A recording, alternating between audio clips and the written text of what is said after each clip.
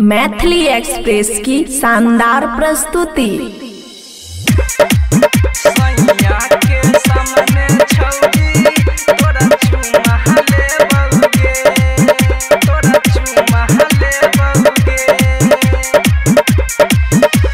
देबो नहीं रे छौरा हमर भेलै शादी, हेर जइबै सैया के घरवा नहीं मिलतो आजादी।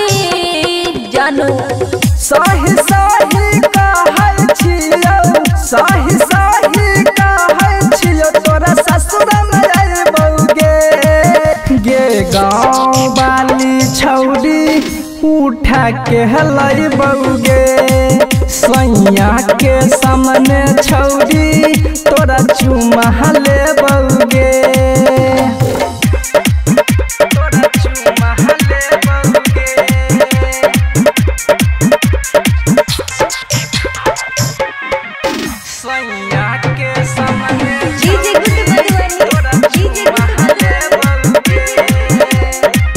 खुशी रिकॉर्डिंग स्टूडियो बलुआहा। फिर घर छिए पाछी मटोली, जदि ओइबे तो चल जैतो गोली। बाबू मान जाओ ना प्लीज।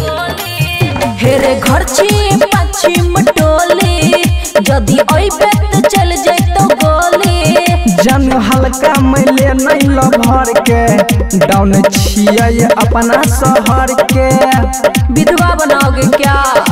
माना कर भी छौरी कतनो, माना कर भी छौरी कतनो, तोरा ससुर में अइबौगे गे गाँव वाली छौरी उठा के लइबौगे। सैया के सामने छौरी तोरा चुमा लेबौगे।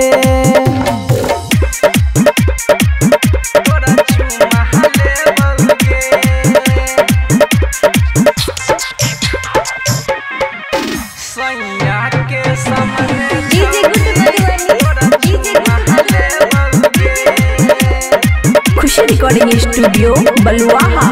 किया मोरे छी हमर यरावा, कल्हे आबै छी हमर भतारावा।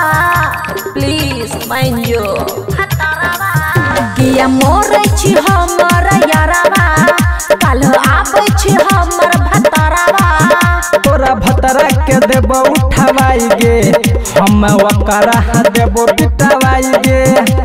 ऐसे मत करना बाबू। अमन रतन के बात सुन ले, अमन रतन के बात सुन ले, तोरा पाजाम न धरबौगे गे गाँव वाली छौरी उठा के लइबौगे। सैया के सामने छौरी तोरा चुमा लेबौगे। खुशी रिकॉर्डिंग स्टूडियो बलुआहा।